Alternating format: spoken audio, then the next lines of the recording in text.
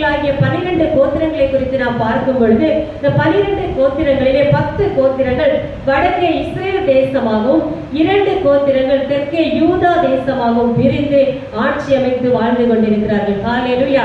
10 கோத்திரங்கள் தனியாக பிரிந்து போகிறது. அதை இஸ்ரேல் என்று சொல்லியும் 2 கோத்திரங்கள் யூதா என்று சொல்லியும் சொல்லப்படுகிறது. இந்த இஸ்ரேலை குறித்து நாம் பார்க்கும் பொழுது அவர்கள் ஆண்டவருடைய வார்த்தைக்கு செவி கொடாமல் ஆண்டவர் எவ்வளவு எச்சரித்தும் எவ்வளவோ காரியங்களை சொல்லிக் கொடுத்தும் அவர்கள் ஆண்டவருடைய வார்த்தையை மதியாமல் அவர்கள் என்ன செய்கிறார்கள்? ஆண்டவரை விட்டு தூரம் போனவர்களாய் காணப்படுகிறார்கள். ஹல்லேலூயா. அப்படி தூரம் போனதுனால ஆண்டவர் அநேக அவர்களுக்கு எச்சரிப்புகளை கொடுக்கிறார், அநேக தண்டனைகளை கொடுக்கிறார். அந்த இஸ்ரேல் தேசமே என்ன செய்யணும்னா ஆண்டவருடைய தண்டனைக்கு ஆளாகிறது. அசீரியர்களால் அவர்கள் நாடு கடத்தப்பட்டார்கள், சிறைப்படுத்தப்பட்டார்கள் என்று சொல்லி வேதத்திலே பார்க்க முடிகிறது. இந்த தெற்கே உள்ள யூதா தேசத்து ஜனங்கள் என்ன செய்வார்கள் என்று சொன்னால், சில நேரத்திலே ஆண்டவர் சொல்வதை கேட்பார்கள், சில நேரத்திலே கேட்க மாட்டார்கள். சில நேரத்திலே ஆண்டவரை நெருங்குவார்கள், சில நேரத்திலே ஆண்டவருடைய வார்த்தைக்கு தூரமாய் போவார்கள். அதுபோல நாமும் கூட சில நேரத்துல ஆண்டவர் எச்சரிக்கிற காரியங்களுக்கு செவி கொடுக்கிறவர்களாக இருக்கிறோம். சில நேரத்தில் என்ன செய்யறோம்?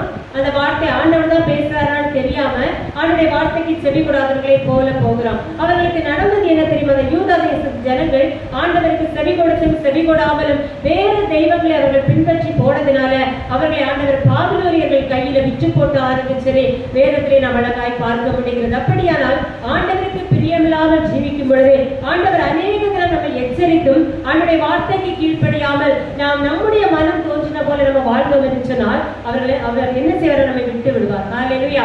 அவர் நம்மை விட்டு விடுகிற பொழுது நமக்கு என்ன வரும்? மன வேதனை வரும். நம்முடைய மனதில் அவ்வளவு குழப்பம் வரும். ஆண்டவர் நம்மோடு கூட இருக்கும் பொழுது என்ன நடக்கும்? சந்தோஷம் இருக்கும், சமாதானம் இருக்கும். ஒரு பாட்டு கூட உண்டு, இயேசு வந்த வீட்டுல சந்தோஷம் சமாதானம். ஆண்டவர் நம்ம கூட இல்லைன்னா மன வேதனை வரும், மன கசப்பு வரும். அப்படிதான் அப்படிதான் இந்த எசேக்கியேலுக்கும் மன வேதனை வருது. காரணம் என்னன்னா, இஸ்ரவேல் ஜனங்கள் என்ன பண்ணல?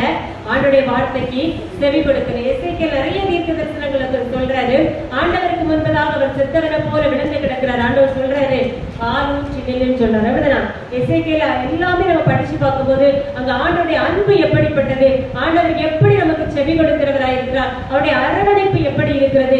ஒரு துன்மார்க்கன் பாவம் செய்யும் பொழுது அவரை நம்ம எச்சரித்து அவனுக்கு புத்தி சொல்லி அவன் மனம் திரும்புறான்னு சொன்னா நம்முடைய ஆத்மா தப்புவிக்கப்படும். இல்லைன்னா அவன் துன்மார்க்கத்திலே அவன் மரித்து போனான்னு சொன்னால் அவருடைய இரத்தப்படியை நம்முடைய கருத்துல கேட்பேன்னு சொல்லி எல்லா காரியங்களையும் திட்டமும் தெளிவுமாய் எசேக்கியேல் புஸ்தகத்திலே நாம் பார்க்க முடிகிறது.